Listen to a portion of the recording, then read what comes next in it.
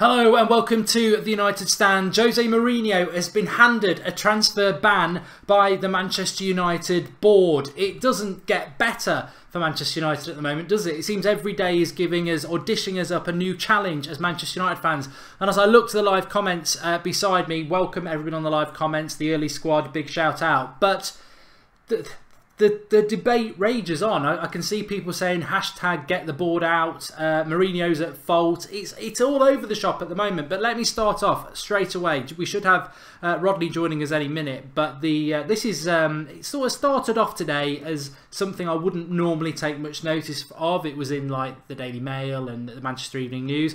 But then it was reported by the BBC. And I'll quote the BBC for you. The headline is basically this: Manchester United, Jose Mourinho will be told to sell before he can buy in January.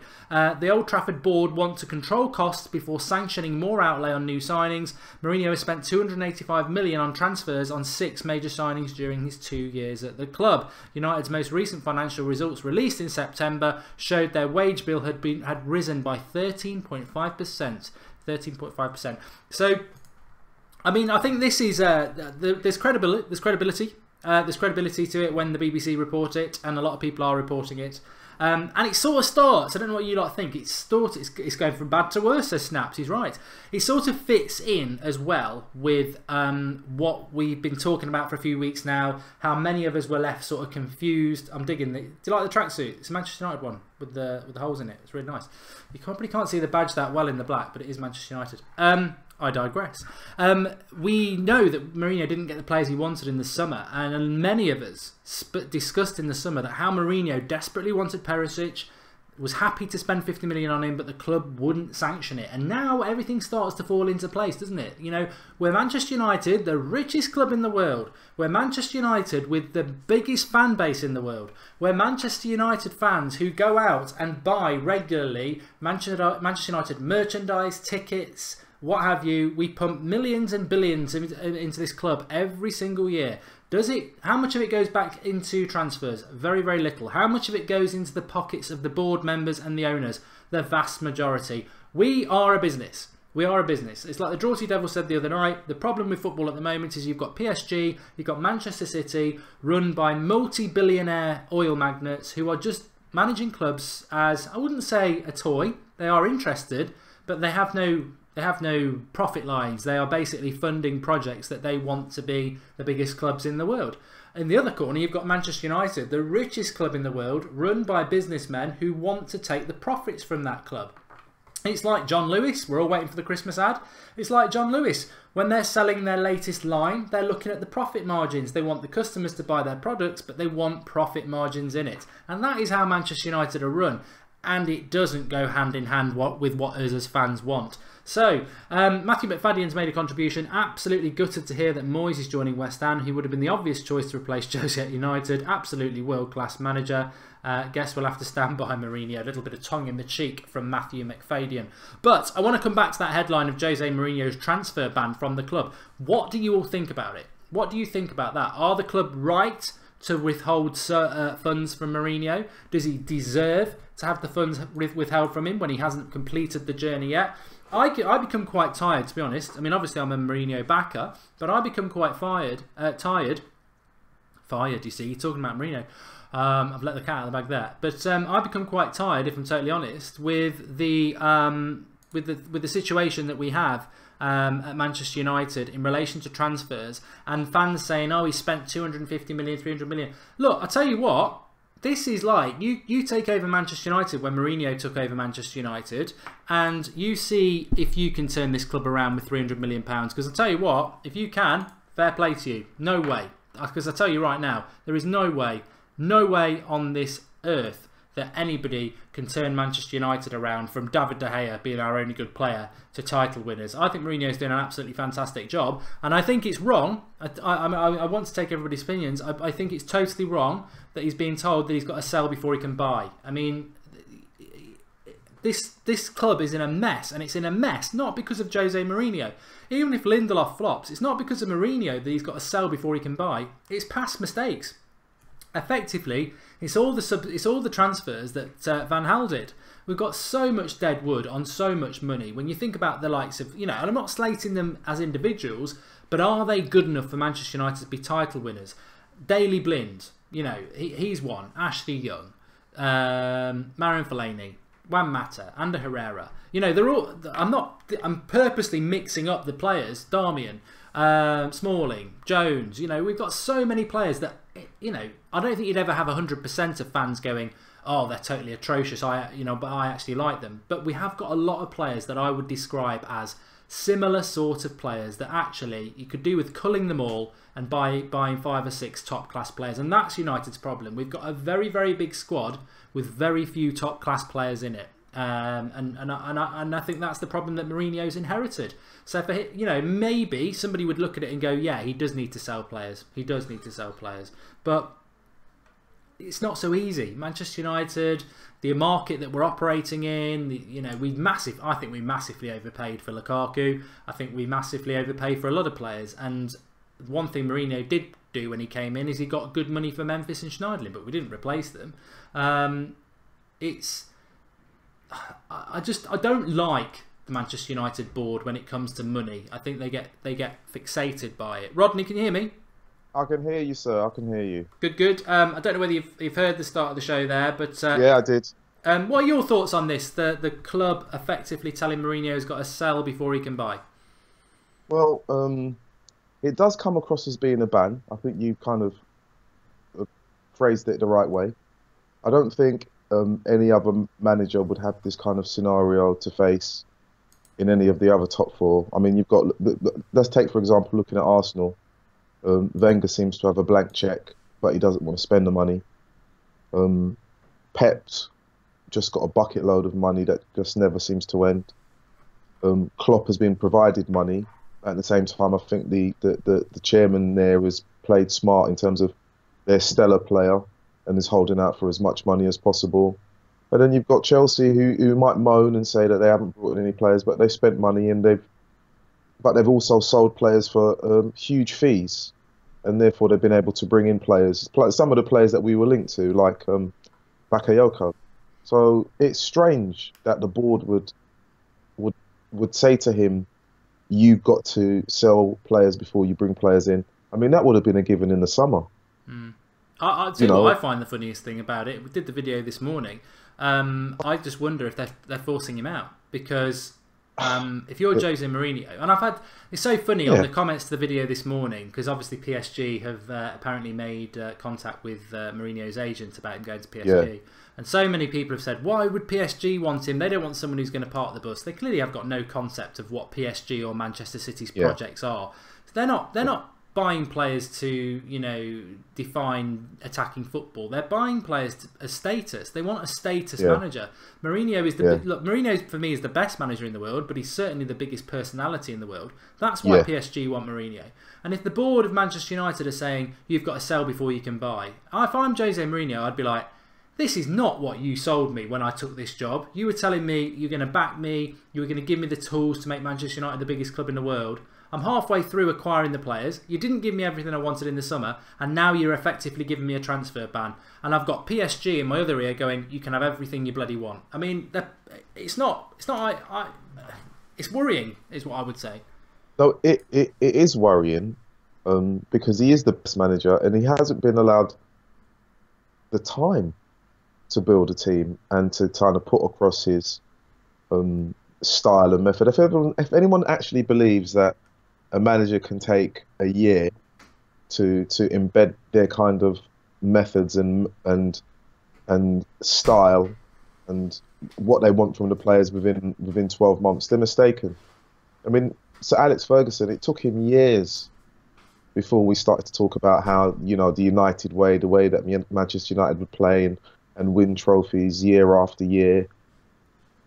It's almost ludicrous, and you're right. It does have the scent of a plot, considering we've not left Bonfire Night too far behind. It's one of those, that you smell smoke, there must be fire. I don't understand why you would say that to a manager when you're second in the league. You're second.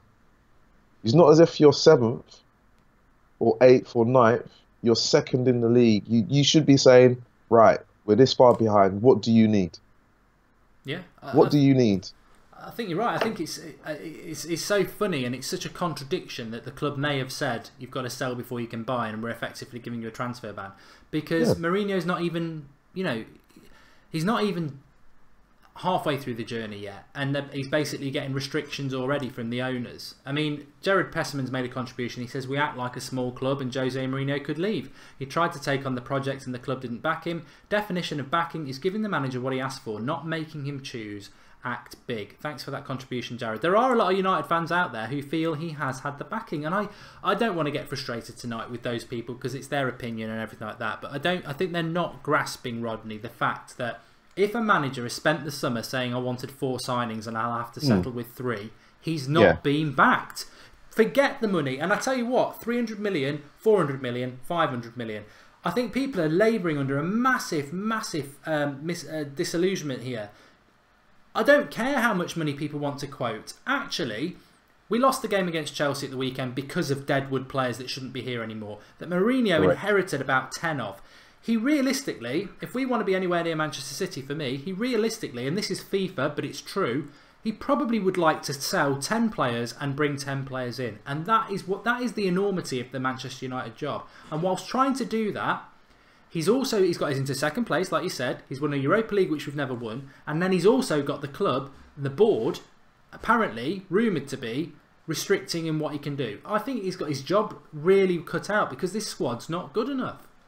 No, Mark, you, I, everyone else on Twitter, on the live chat here, talked about how many players needed to be shipped out, even though we won a trophy.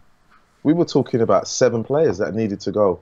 7 that actually needed to be culled. And you named some at the beginning, and they're still there.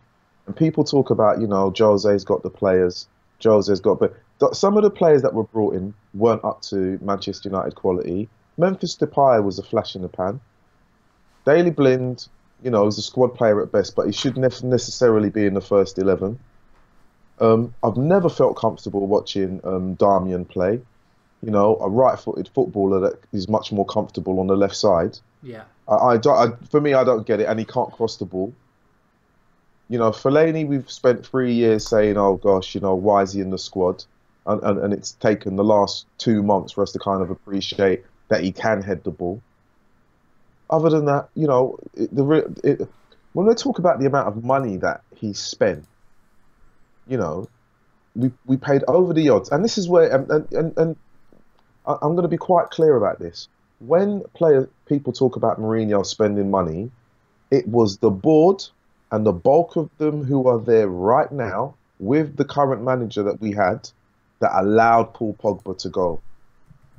Yeah. Allowed him to go for peanuts. And then we were then forced to go back and pay through the nose and more for a player that was already on our books. So when people start talking about how much money he spent, what Mourinho tried to do was to correct the wrong that the board did in the first place. They were too short-sighted. They were too short-sighted then, and they're too short-sighted now. It's interesting. I want to bring this in because we've been speaking about it the last 2 days in relation to Mourinho, and like a bottle of milk that's been left out in the hot summer day for half an hour, it's starting to go sour. And I've been very concerned by the. I'm not saying they're wrong because it's their opinion, but I have been very concerned by what is evident to me, that there are United fans turning against Mourinho in bigger and bigger numbers by the week at the moment. I don't actually personally understand it, because I do get the fact that the result at the weekend was disappointing, but I think the players let him down in that one. I thought the Huddersfield one was on him, and I said it at the time. He will be culpable, he will make mistakes, but the reality is, we're second in the league and it is progress from last year. He has won his trophies. We're doing very well in the Champions League and we have got injuries. But the biggest excuse, as I said this morning, was that I could see this coming in August. I said Mourinho's got a ready-made mistake, ready-made excuse no matter what, is that he wasn't backed, and he was very clever about making us aware of that throughout the summer. But when this tweet was put out about the United stand this afternoon, Rodney, it said, concerning how many fans are turning against Mourinho. Yes, things are disappointing, but it's way too early to give up on him. #BackJose. I'm just going to read, and this is social media. This is Manchester United fans. I'll back him when he treats us with respect. Stop slagging off fans. Stop chasing PSG. To get respect, you have to give respect. And Cantona's collar, it's the same shit from Jose since he started here. Poor team selection, terrible tactics, and playing the blame game. Stop ignoring the mistakes, says My Football Trial. Spending 30 million on Lindelof when the club already has 6 centre-backs. Money that was needed elsewhere. Can't back a man who's anti-football and anti-United. It's been 8 months since I knew he wasn't right for us. It's not way too early, says James. I mean, this is like, I don't know whether I've just sort of focused on what my thoughts are around Mourinho and United, and I'm obviously very pro him. And it feels like I've been asleep for a few months and woken up after a 15-game run of no wins, terrible football, mid-table side, and I am stunned, but obviously I'm not in touch with that. And can you understand where it's coming from? Because it's definitely growing. I don't care. The pro Mourinho brigade like me, and I think you, Rodney, as well. We've got to accept that this is growing. This is a problem. This is definitely a problem. It's not a murmur. It's growing into a whisper, which will grow. We saw it with Van Gaal. But the difference for me is that we are second in the league, and we are doing very well, and we have had injuries. And I'll say it till the cows come home. He hasn't been backed, but I tell you what. I thought about it today on the train home, and I want to get your thoughts on this.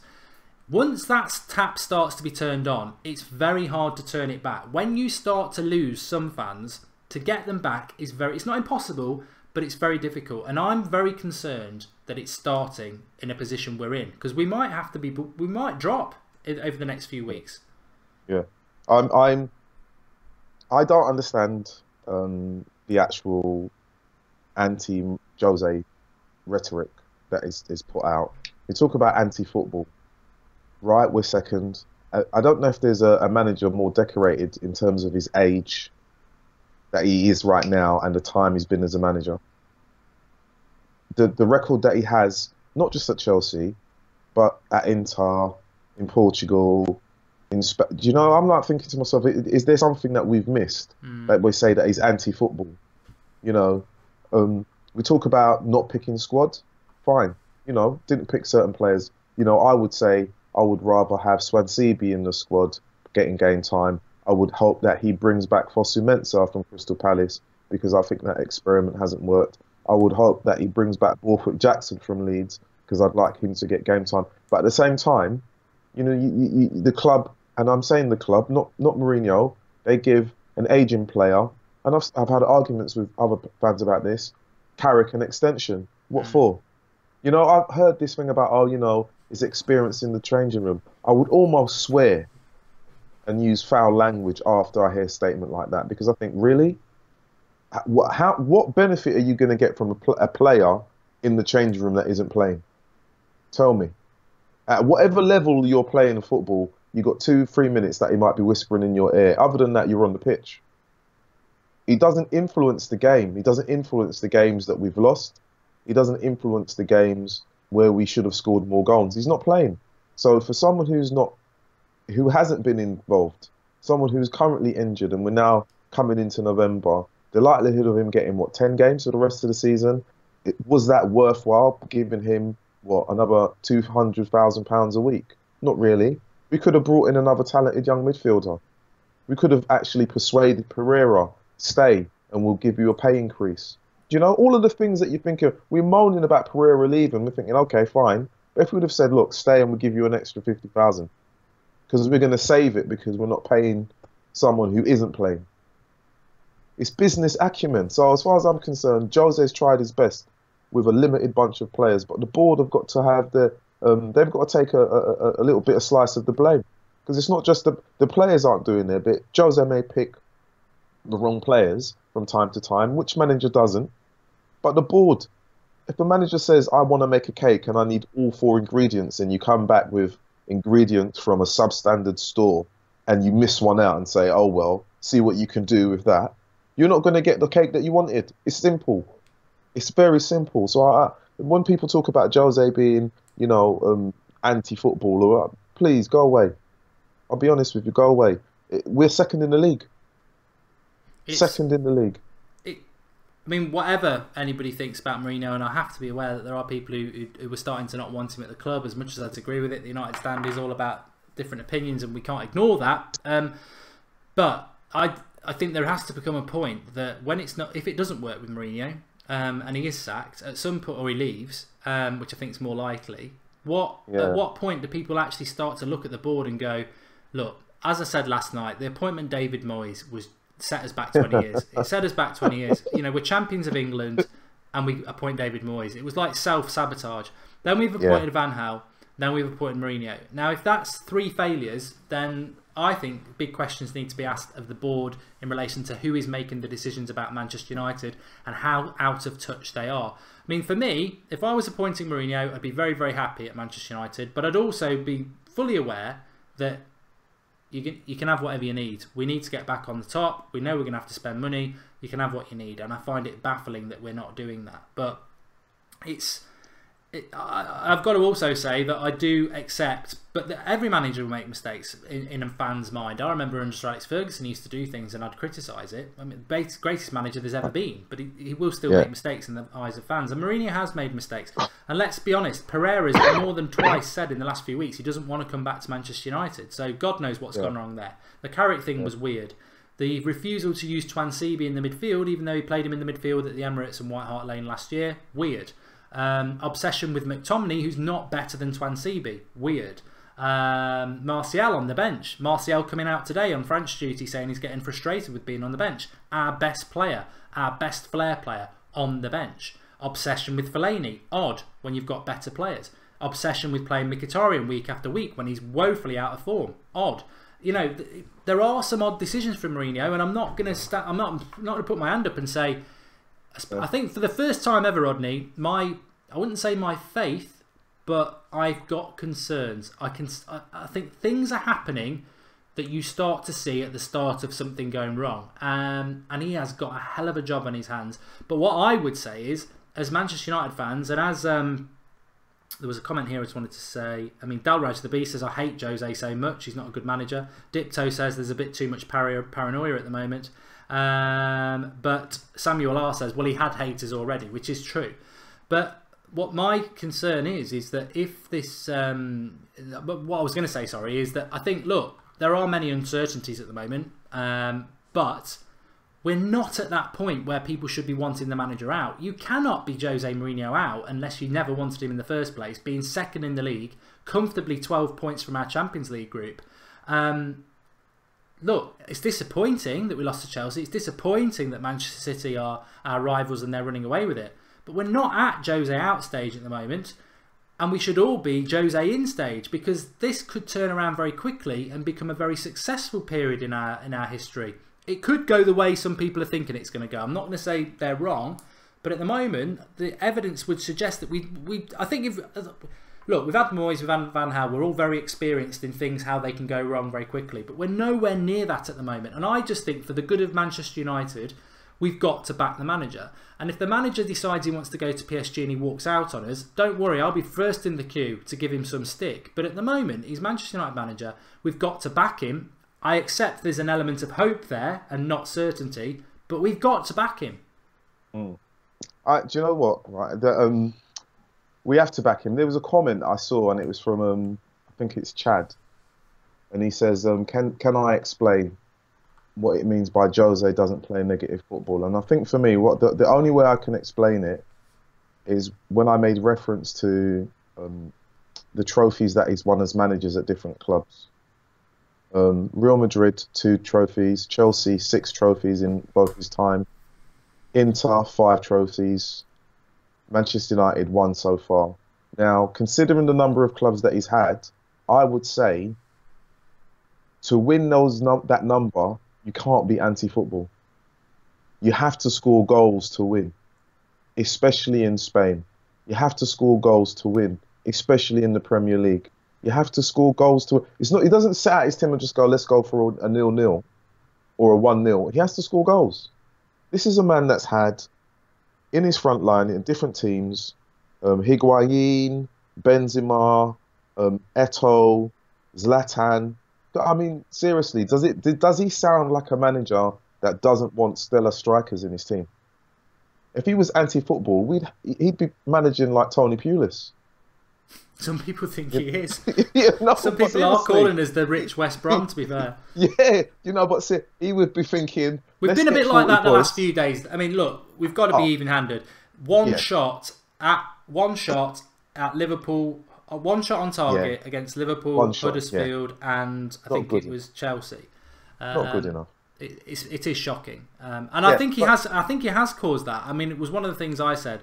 If you've got no number 10, you're not going to create chances, and his obsession with Mkhitaryan has been odd, and he has made mistakes. I'm not saying he's not made mistakes. yeah, I mean, the thing is, right, with Mkhitaryan, we're both agreed. Mkhitaryan being picked every week, I have no idea what's going on. I don't know if that's him staying to the club. Because I actually, from the very beginning when Mkhitaryan was purchased, I never thought that he was a Mourinho purchase. He doesn't come across as a Mourinho No, I was surprised, to be purchase. honest. I was surprised. For me, if you watched him in Dortmund, he's a lightweight player. He never really got involved in the build-up. He was very kind of one-two touch football, and he would let it go. He's not one to run with it. Where if he's got players, this is a player that purchased Isco. This is a player that had he took what's his name, Modric from Spurs. Do you know? He's kind of a manager that likes quality players that can actually work hard for the team, no matter how skillful they are. Mkhitaryan does not, for me, have the awareness of a number 10. He might be a good footballer in another position, but not as a number 10.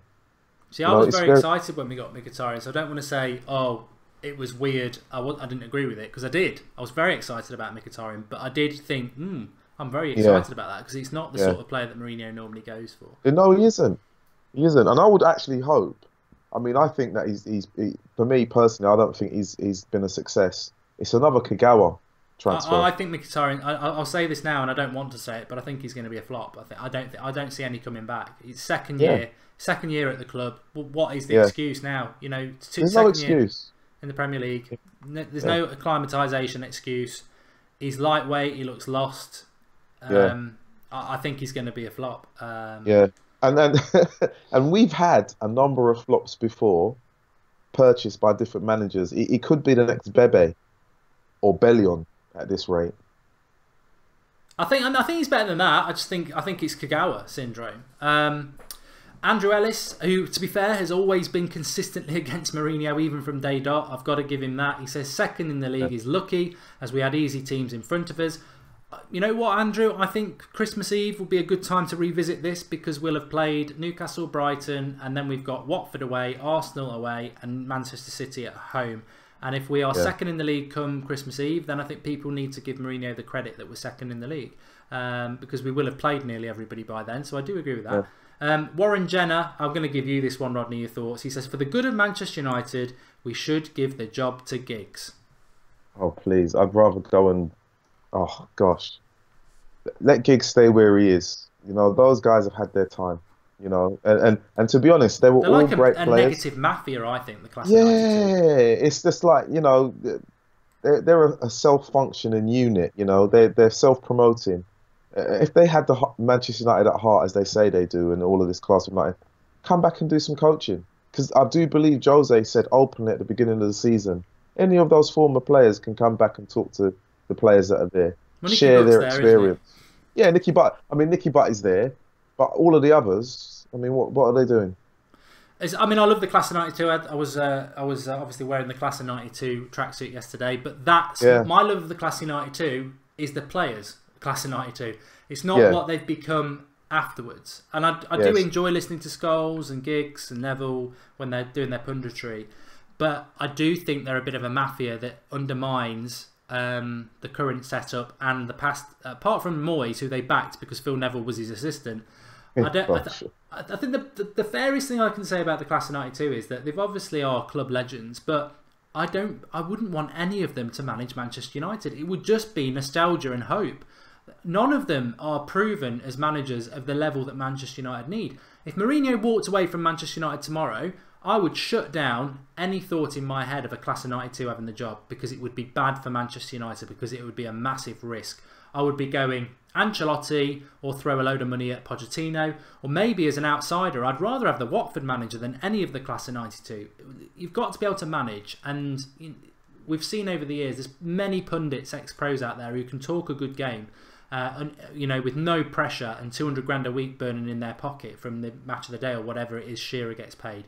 But put them in a pressure cooker situation like Shearer was at Newcastle, falters. And many managers, even Roy Keane, I love Roy Keane, but as a manager, look, I don't want to talk about anybody else other than Mourinho, but I certainly don't want Ryan Giggs as Manchester United manager.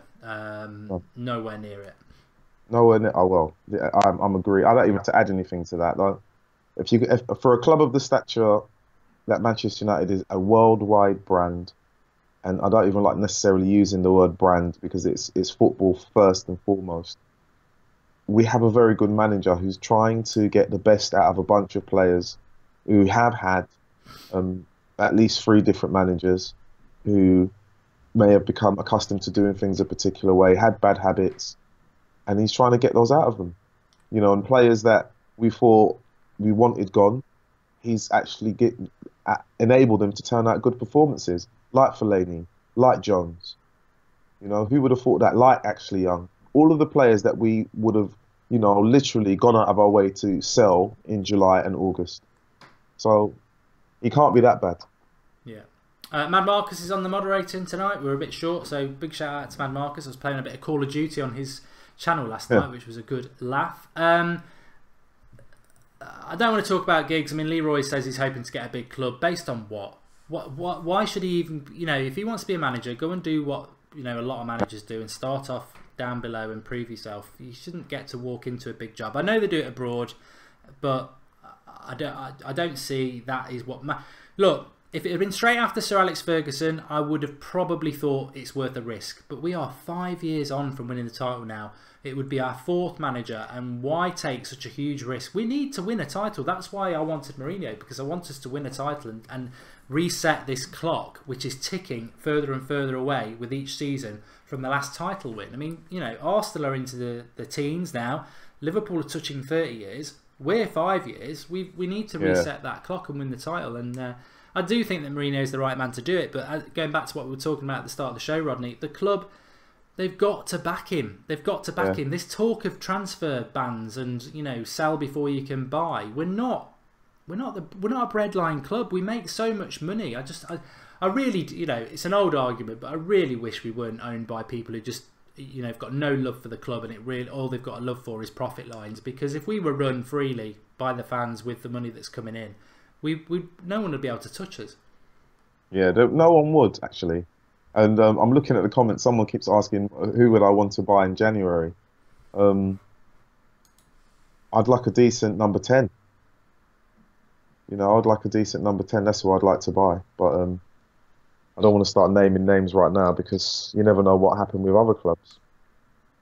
Yeah, I think that this international break has come at the wrong time, at the right time, because it gives 2 weeks to get people back. I think we need Zlatan back, whether he'll play him or not. I think he will, but we need him back anyway, just because we're rudderless.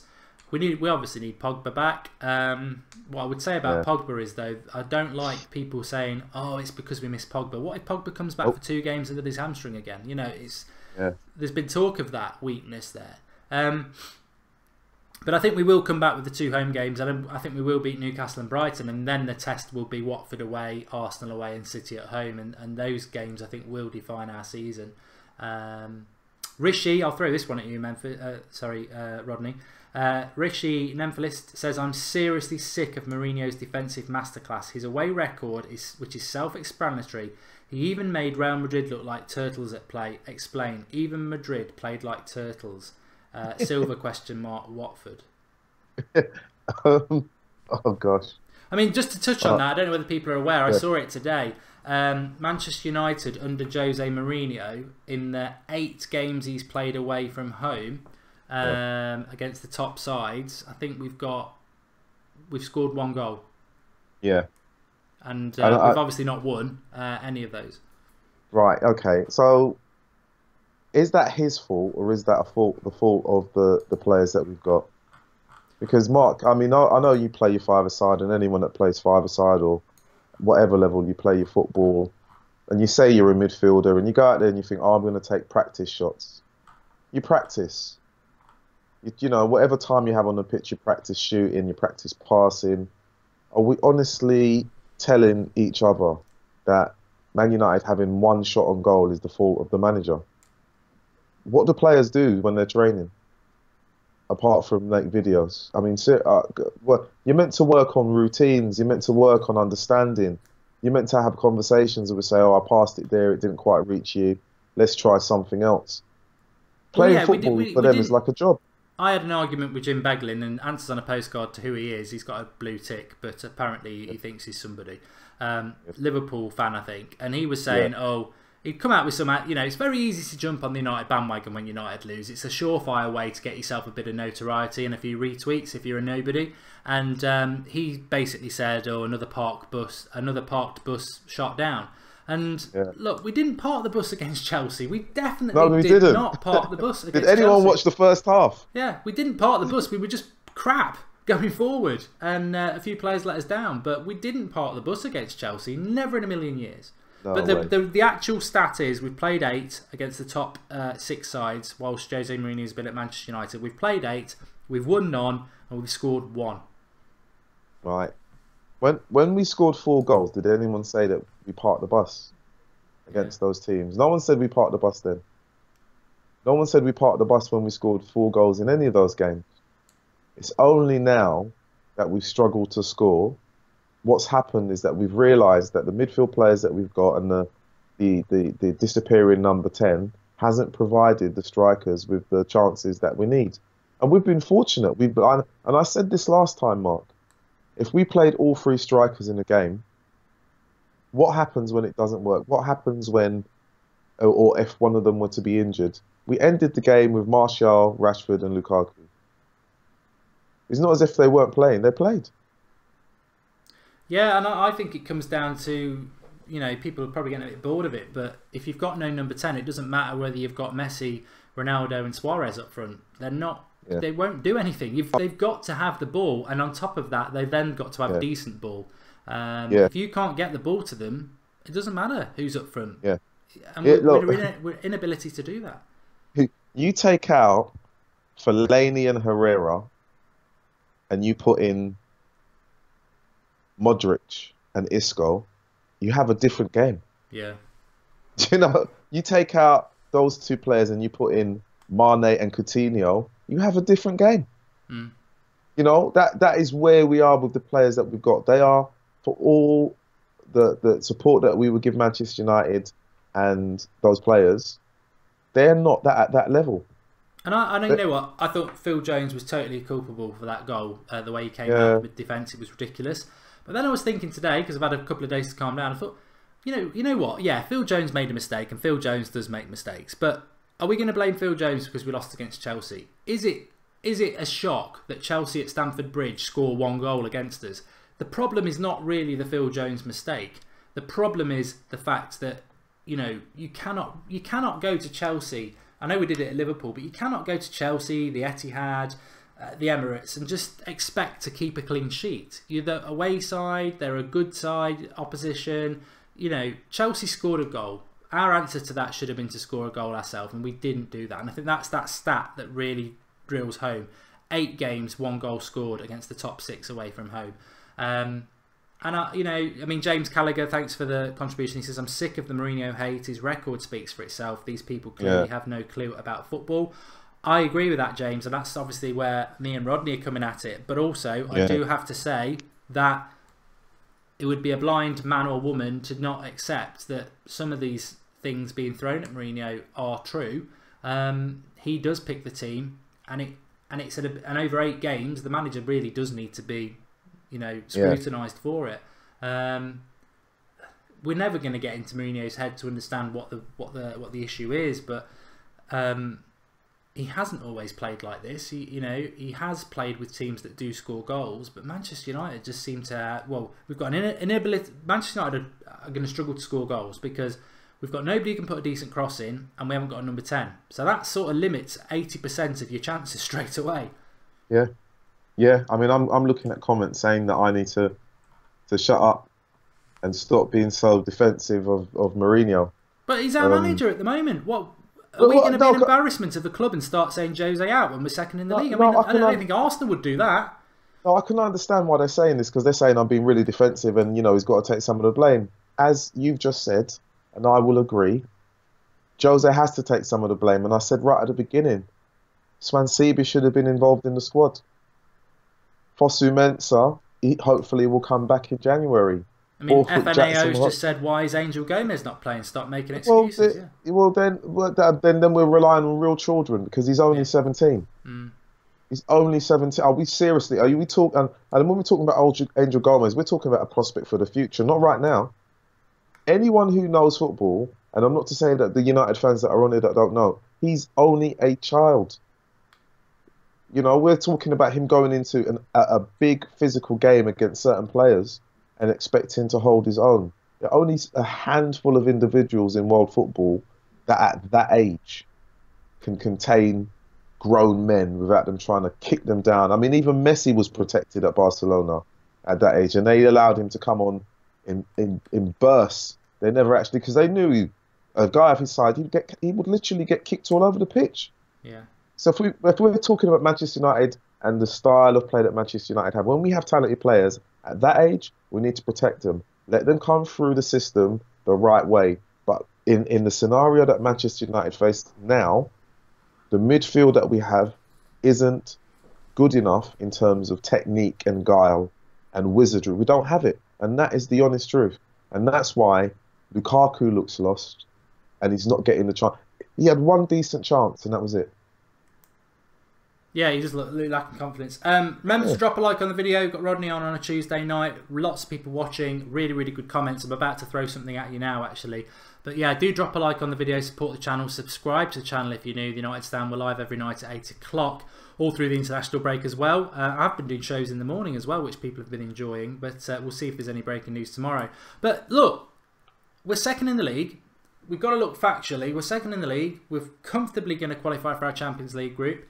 I accept everything that people are saying, and maybe we are at a little bit of a tipping point. There certainly are fans that are turning against the manager, and I would implore that they don't do that, because this could turn around positively very, very quickly.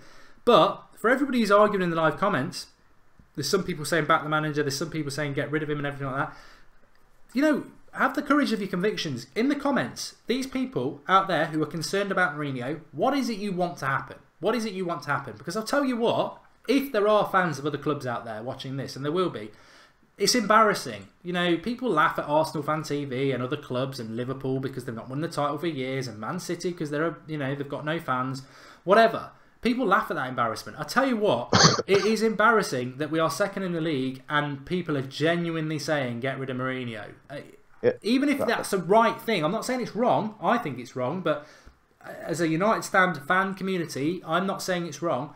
But what I am saying, even if you're right, he's got to be given the season. You cannot even start thinking about Mourinho going until May. You've got to back him. So in the comments, let's see what people want to happen. Where is this Mourinho? You know, you don't like Mourinho. What's the solution? Well, I'm looking at the comments and some saying I should stop making excuses. Gomez isn't that young, and I'm like thinking, oh, you know, there's yes and no to that. I mean, some may say he's not too young, but for me, he's too young to put in that central midfield role, which is where we would need someone of his skill set. J Day says we want him to leave. Simple. I would rather come fourth and play good football than finish second playing the Arriva bus tactics. Says Asad J. I doubt that very much. I want Jose Mourinho to adapt and rebuild his style, says Nick. It is outdated, and if he's unwilling to do that, then he's another LVG. I mean, this is why I've asked the question, because that's not saying I want Mourinho to go. That's actually quite a constructive thing for us to work off, and I quite like that comment. Look, if your problem is the way Mourinho's approaching those away games, 1 goal in 8 games is not good enough. No wins in 8 away games against the top 6 is not good enough.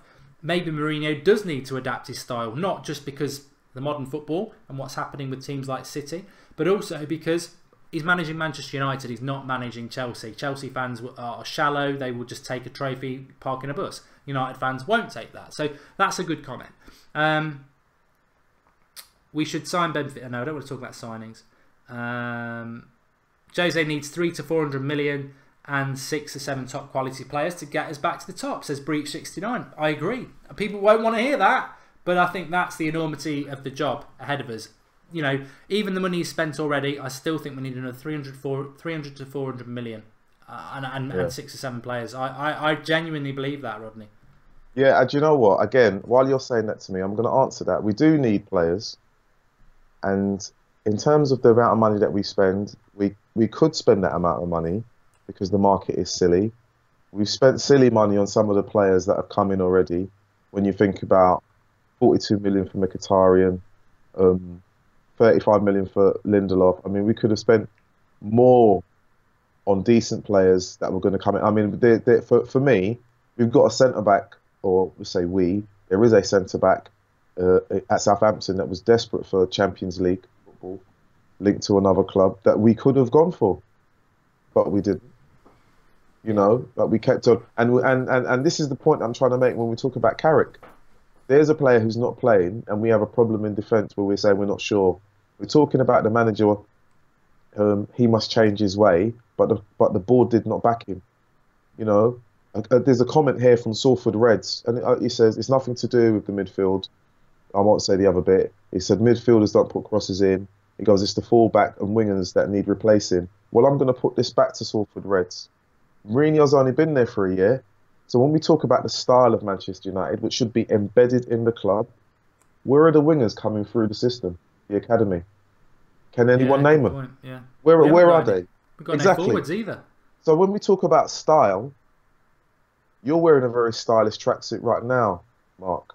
But it's all about the time period. There was a time everyone used to wear leg warmers, but they've gone out of style now. There was a time people used to wear faded jeans, but they've gone out of style. Football has evolved. Not every team has wingers.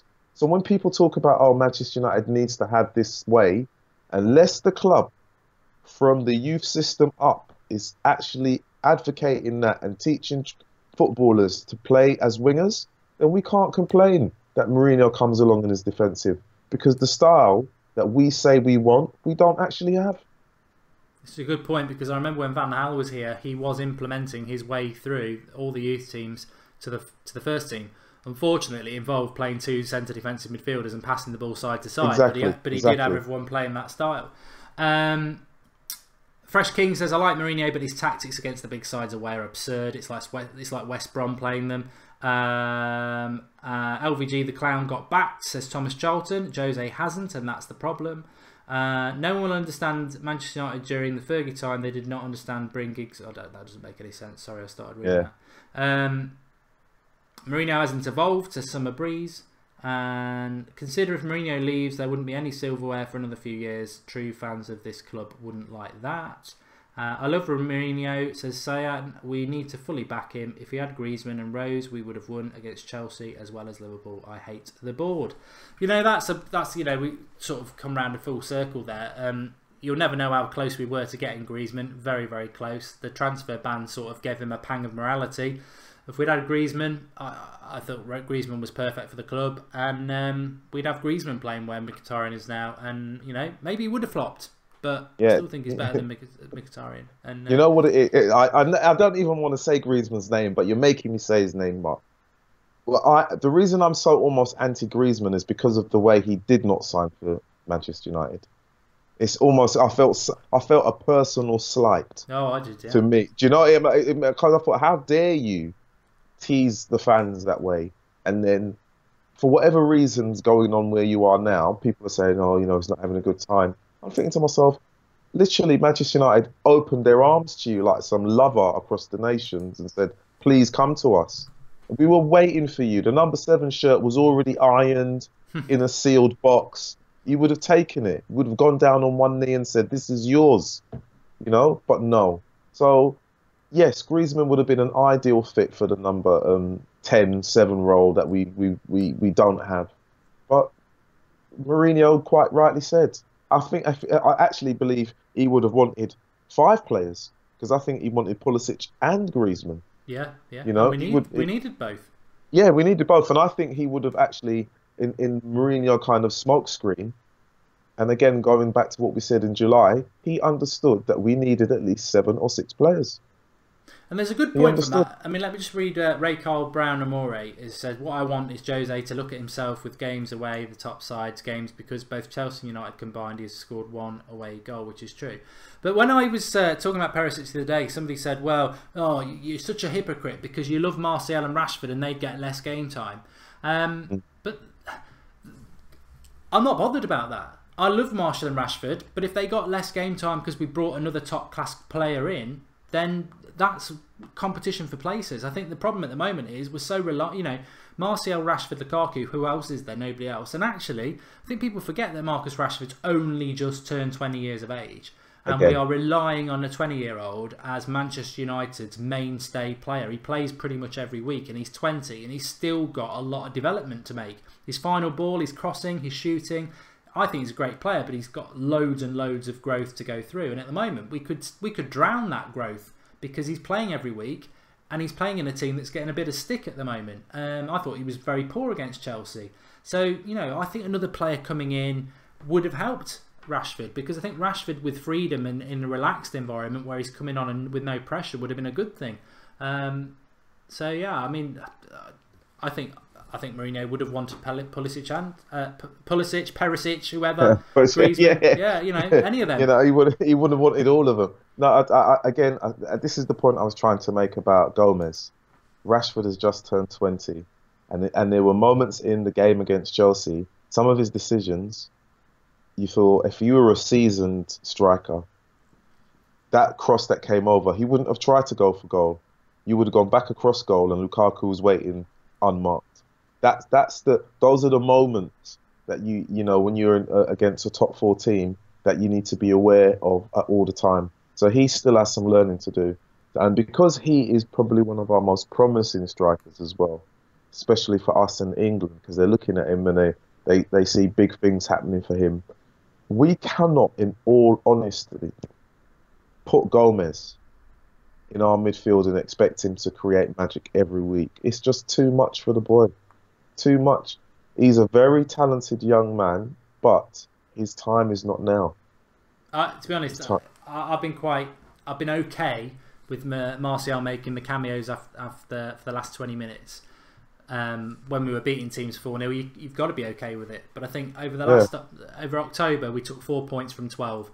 I think now that's got to stop. Martial's our best flair player. He's got to play every week. It's got to stop. Whatever Mourinho's weird thing that he's got with Martial, and it has been weird over the last year, he is our best player. He's got to play him, and I think this 20-minute cameo off the bench has got to stop. He's got to start picking him. He's got to put him in the team. He's got to pick him. Yeah, I'd be brave enough to actually say to play him as the number 10. Yeah, I think you could play him as the number 10. Rashford out wide, him as the number 10 in the middle, because you know that he's very comfortable with his ball to feet. He's strong enough. He can run with the ball, which is what to be honest, as a number 10 we've missed. Definitely. We are doing a Skype show on Thursday night at 8 o'clock, and I think it's going to be really good because so many people are saying so many things, and I'd love to get a lot of those opinions on the Skype show Thursday night at 8 o'clock. Tomorrow night I've got a special video for you at 8 o'clock. I'm not going to give you too much away, but make sure you tune in at 8 o'clock tomorrow night. Rodney does talk a lot of sense, Leon Grant. Make sure you drop a like on the video. Really great having Rodney on. And Rodney, do you want to shout out your Twitter account? It's at Rodney_Cyrus with a C. Thanks very much for coming on, mate. Cheers. And thanks everyone for joining in on the live comments. I know it's been very heated. Personally, I love that. There's not a lot of personal stuff on there, and obviously if it gets personal you will get blocked or deleted, but debate is absolutely fine. Lots of really good opinion. Neil Graham says he's going to be on Thursday. Can't wait. So bottle it for Thursday night, because I'm sure these feelings aren't going away. I'm quite surprised by it myself. Like I say, I'm quite surprised by the amount of people who are turning against Mourinho. Yeah. I'm not saying you're wrong. It's your opinion. It's not mine. It's yours.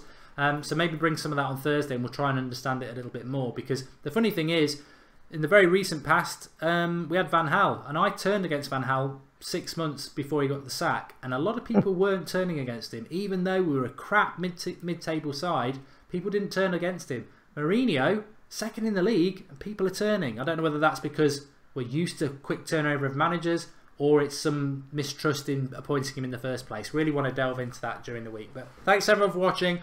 Speak to you all soon. Back tomorrow night at 8 o'clock, unless something else happens, and we'll do something in the morning for you. But really, really good show. Don't forget to drop a like. You've all been a massive part of it. And I'll speak to you all soon. Thanks for watching. Cheers for coming on, Rodney. That was good. Yeah, good. That was very good. It's an odd situation at the moment. I certainly, normally can get a good gauge on what's going on, but you put a tweet out and you'll get 50% saying one thing and 50% saying another, and there's a lot of unhappiness, and I think the club needs to be aware of it. Yeah, I don't. To be honest, like I said, and genuinely, I don't understand. We're second in the league.